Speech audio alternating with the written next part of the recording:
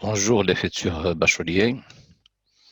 Avant bien sûr de commencer le programme de la deuxième année Bac PC, on va faire bien sûr une petite révision d'une partie très importante du programme de la première année baccalauréat. C'est le chapitre exactement des limites. Parce que ce chapitre-là, il est vraiment très très important pour le bon déroulement des cours de la deuxième année Bac. Ce chapitre-là, on l'utilise bien sûr sur le premier chapitre qu'on va entamer cette année. C'est la continuité qui se base sur, bien sûr, le calcul des limites, ainsi que la dérivabilité aussi, sans oublier, bien sûr, l'étude des fonctions avec les asymptotes, les branches infinies en général. Bien. Donc, on est obligé de bien maîtriser le calcul des limites. Pour cela, ce petit, si vous voulez, rappel sous forme de capsule. Il sera très bref, bien sûr, et on va se baser sur des méthodes de calcul de ces limites-là. Surtout, on va bien sûr étudier les cas extrêmes, c'est-à-dire les cas où il y a une forme indéterminée, c'est-à-dire les formes où on ne peut pas directement calculer la limite en se basant sur les théorèmes et les limites usuelles. Donc, on va essayer, bien sûr, de voir ce phénomène. Bien. Bon, alors, on commence. Donc, la méthode générale, c'est dans de nombreux calculs de limites, l'application des théorèmes généraux, limite d'une somme, d'un produit, d'un quotient. Alors, on sait très très bien que la limite de la somme de deux fonctions n'est autre que la somme des limites. De même pour le produit et la même chose aussi pour le quotient. Donc, il y a des cas, bien sûr, on peut faire des calculs directs en se basant sur des limites usuelles. Sinon, bien sûr, on se présente, bien sûr, dans des situations qu'on appelle en général des formes indéterminées. Alors, on dit alors qu'on est en présence d'une forme indéterminée. Dans la plupart des cas, il est possible, en modifiant l'écriture de l'expression de la fonction, dont on cherche la limite, on peut facilement trouver dans cette nouvelle expression des limites usuelles qu'on peut facilement calculer. Bien. Attention, dans un calcul de limite, il est indispensable, avant de chercher à modifier une écriture, de s'assurer que les théorèmes généraux ne permettent pas d'aboutir au résultat. Pour cela, on passe, après, bien sûr, on passe à la deuxième étape, c'est-à-dire le changement de l'expression. Bien. Alors, voyons maintenant le premier. Donc, si vous voulez, la forme indéterminée numéro 1, c'est l'infini moins l'infini. La méthode générale, on essaie toujours de factoriser par le terme prépondérant, et le plus grand, autrement dit, pour faire apparaître des formes de limites connues. Alors, comme cet exemple-là que vous voyez, il s'agit d'un polynôme de troisième degré. Donc, le terme prépondérant, dans ce cas-là, c'est x à la puissance 3, ou bien 2x à la puissance 3, si vous voulez. On factorise par 2x à la puissance 3, et on aboutit à une autre expression de la fonction que vous voyez ici. Et on tombe directement sur des limites usuelles. 5 sur 2x à la puissance 2, ça tend vers 0, de même celui-là. Donc, tout ça, ça tend vers le 1. Et ça tend vers plus infini. Donc, finalement, la limite de cette fonction-là, c'est exactement plus l'infini, comme vous remarquez. Bien. Alors, ça, c'est une méthode, mais ce n'est pas la seule. Lorsqu'il s'agit d'une fonction polynôme et la limite au voisinage de l'infini, on a un théorème qui est vraiment très important. C'est bien sûr la deuxième méthode qu'on va trouver. On va essayer de voir ensemble. Donc, voilà. D'une manière générale, bien sûr, on peut utiliser directement, bien sûr, le terme plus haut degré. Alors, comme ça ici, limite de x à la puissance 3 c'est x à la plus 1 quand x tend vers plus infini, n'est autre que la limite du terme du plus haut degré, à savoir dans ce cas-là 2x à la puissance 3, et cette limite-là, c'est exactement plus infini. Bien. On passe maintenant au second exemple, exemple numéro 2. On a ici, bien sûr, une fonction irrationnelle, c'est-à-dire il y a une racine carrée. Alors, pour calculer cette limite-là, on va se baser toujours sur le principe qu'on a dit tout à l'heure. On va essayer de factoriser par le terme prépondérant. Et dans ce cas-là, c'est le x, bien sûr. Alors, je factorise par le x, sachant que x tend vers plus infini, donc x est strictement positif. Donc, il ne faut pas oublier que la racine carrée de x, c'est exactement 1 sur la racine de x. C'est une règle qui est très importante parce qu'on sait très bien que x est la racine de x au carré. On simplifie par une racine et on se retrouve facilement sur 1 sur la racine carrée de x. Alors, cette limite-là, c'est une limite qui est usuelle, c'est 0. Alors, finalement, ça tend vers 1. Et puisque là, x, ça tend vers plus infini, donc il s'agit de la limite d'un produit. La première, ça tend vers 1. La seconde, ça tend vers plus infini. Donc, le produit, ça tend vers plus infini. L'exemple numéro 3. Bon, l'exemple numéro 3, c'est un autre exemple, bien sûr, où il s'agit d'une fonction toujours irrationnelle. Alors, on va faire un petit test quand même. La plus grande puissance sous le radical, le terme le plus haut degré sous le radical, c'est 4x carré. La racine de 4x carré moins x, c'est exactement 2x moins x. Ça fait différence 0. Donc, on va faire une factorisation. Et la factorisation, on va essayer de factoriser par x. Pour le faire, donc, il faut factoriser par x carré ou bien 4x carré sous le radical. Et on fait sortir le 4x carré. C'est un valeur absolue de 2x. Et puisque x est strict, comme vous dit, donc ça devient 2x tout simplement. Donc, tout ceci, ça tend vers le 1. Donc, multiplié par 2 moins 1, ça fait exactement 1. Et le x, c'est plus infini. Donc, le produit, c'est exactement plus infini, comme vous remarquez. Bien, voilà. Donc, la remarque qui est vraiment très importante, la quantité sous le radical, le plus haut degré, le terme plus haut degré, c'est 4x carré. La racine de 4x carré, c'est 2x. 2x moins x, ça fait x. Puisqu'il est différent 0, on fait une factorisation. Si c'est égal à 0, alors là, on va passer bien sûr à une deuxième méthode. Si c'est égal à 0, donc on est obligé d'utiliser ce qu'on appelle en général la multiplication par la partie conjuguée. Voilà ce qu'on va voir tout de suite. Donc, l'exemple numéro 4, la racine de x carré plus x moins x. Alors, quand vous remarquez ici, le terme le plus haut degré sous le radical, c'est x carré. La racine de x carré, c'est exactement x parce que x tend vers plus infini. Donc, c'est exactement x. Moins x, ça fait 0. Donc, si on utilise, bien sûr, la première méthode, comme vous allez voir, vous allez remarquer, une factorisation identique à celle de l'exercice précédent ne nous permet pas de conclure. Bon, pourquoi? Parce que là, c'est plus infini, alors que celui-là, ça tend vers 0. Donc, on va tomber, bien sûr, sur une autre forme indéterminée, à savoir, dans ce cas-là, c'est l'infini fois 0. Donc, cette méthode-là ne marche pas. Donc, on est obligé d'utiliser la deuxième méthode, c'est-à-dire la multiplication par la partie conjuguée. Donc, la partie conjuguée de la racine de x carré plus 1 plus x, c'est exactement la racine de x carré plus moins x.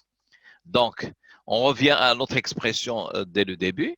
Je multiplie par la partie conjuguée en haut et en bas. Et comme ça, j'aurai finalement, bon, c'est facile à calculer, c'est 1 sur la racine de x carré plus 1 plus x.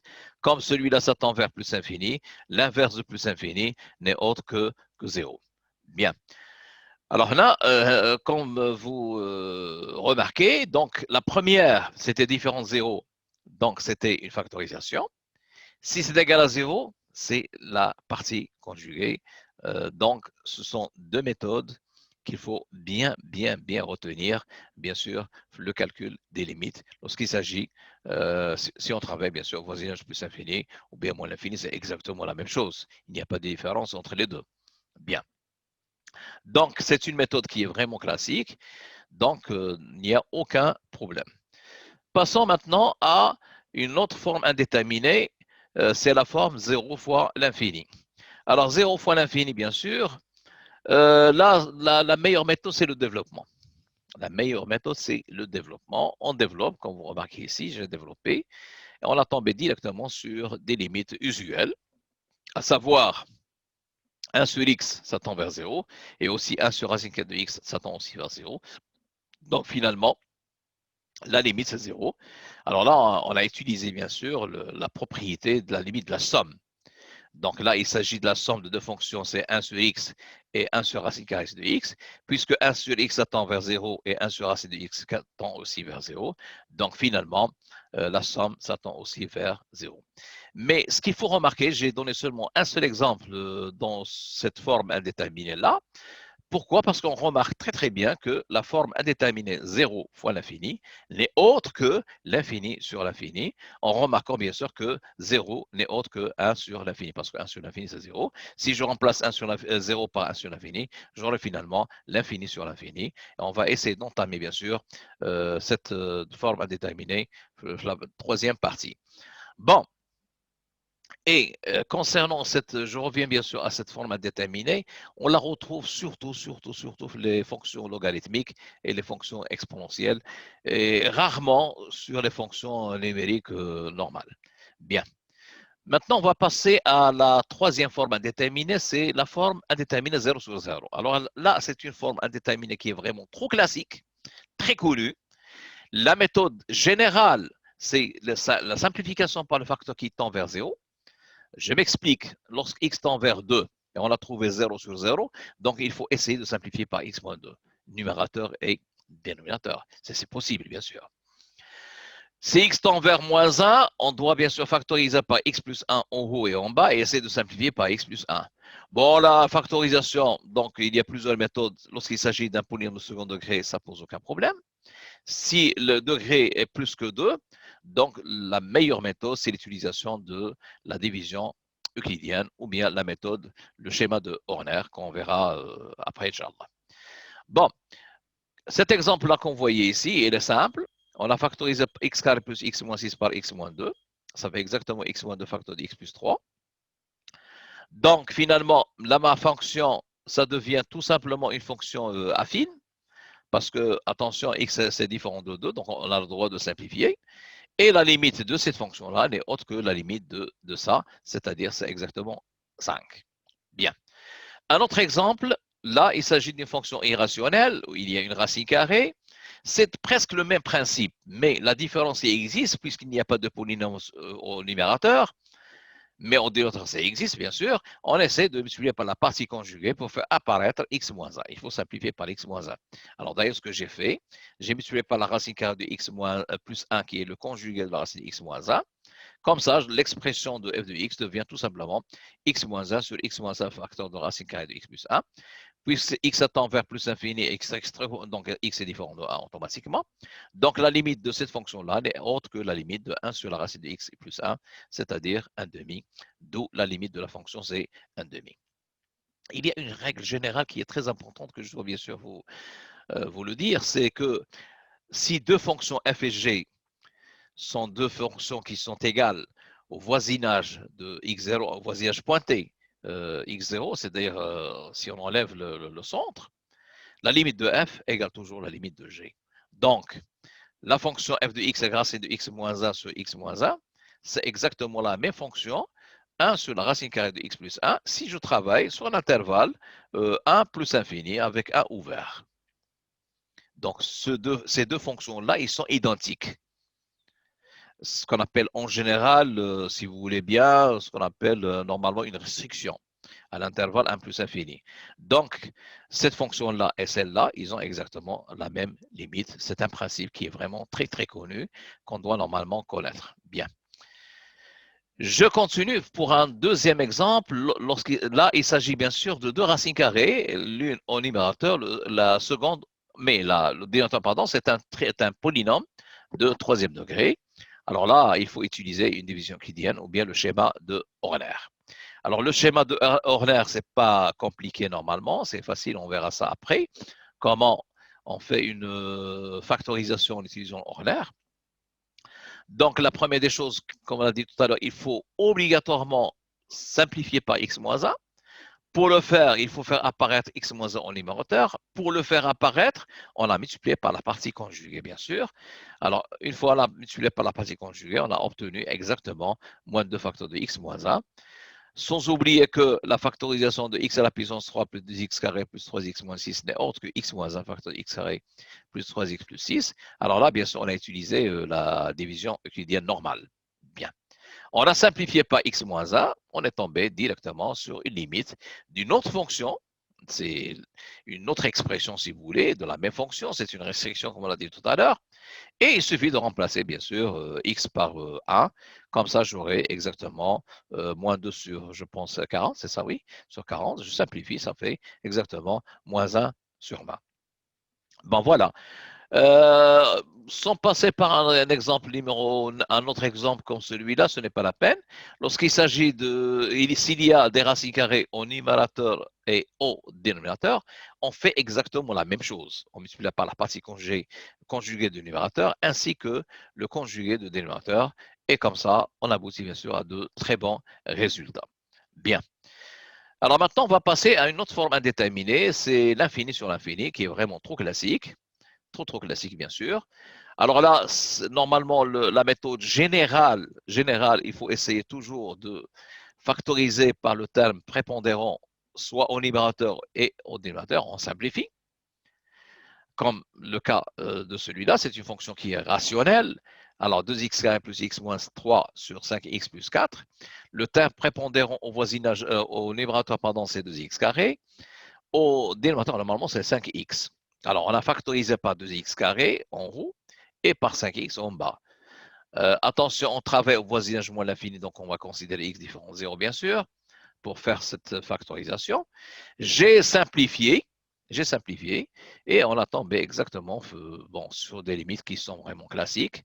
Comme 1 sur 2x, c'est 0, 3 sur 2x carré, c'est aussi 0. Donc, tout ça, ça tend vers 0. Donc finalement, celui-là s'attend vers le 1. Voilà. Le dénominateur s'attend aussi vers 1 parce que 4 sur 5x s'attend vers 0 quand x tend vers le moins l'infini. Par conséquent, la limite de 1 plus 4 sur 1 sur 5x quand x tend vers le moins l'infini, c'est aussi 1. Donc finalement, tout ça s'attend vers 1. 2x sur 5, c'est exactement plus moins l'infini, pardon, parce que x s'attend vers le moins l'infini. Donc moins l'infini multiplié par 1, c'est exactement moins l'infini. Alors, il y a une deuxième méthode, bien sûr, une règle qui est vraiment très importante. Lorsque x tend vers plus l'infini ou bien moins l'infini, et on a recours à une fonction rationnelle, la limite quand x tend vers l'infini, en général, soit plus l'infini ou moins l'infini, d'une fonction rationnelle n'est autre que la limite du terme plus haut degré numérateur sur le terme plus haut degré dénominateur. Et dans ce cas-là, c'est 2x carré sur 5x. On simplifie bien sûr par le x, et voilà, ça fait 2x sur 5, c'est exactement moins l'infini. Et on retrouve exactement le même résultat d'une façon beaucoup plus rapide, plus facile, plus courte. Bien. Bon, un autre exemple, bien sûr, c'est l'exemple numéro 10. Alors là, il s'agit bien sûr d'une fonction irrationnelle. C'est toujours le même problème. C'est une forme indéterminée de la forme l'infini sur l'infini. Si je remplace, ça fait plus infini, et plus infini, ça fait plus infini sur plus infini. Donc, le principe est toujours le même. Le principe est toujours le même. Et il faut toujours essayer de factoriser par le terme prépondérant. Si je regarde bien sûr le dénominateur, le terme prépondérant, normalement, c'est x. Donc, on va factoriser par x au numérateur et au dénominateur.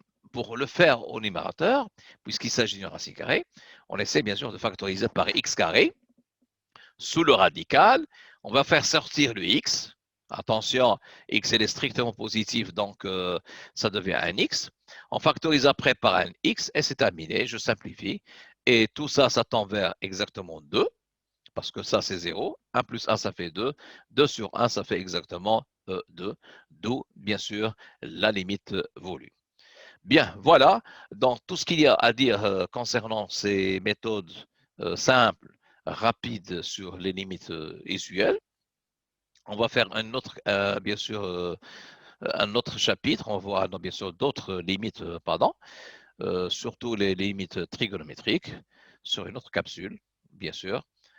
Et voilà, donc je vais vous donner à la fin de tout ci une fiche d'exercice qu'il faut chercher bon, chez vous. On va essayer de faire aussi notre capsule pour la correction ou bien en live pour corriger ces exemples-là.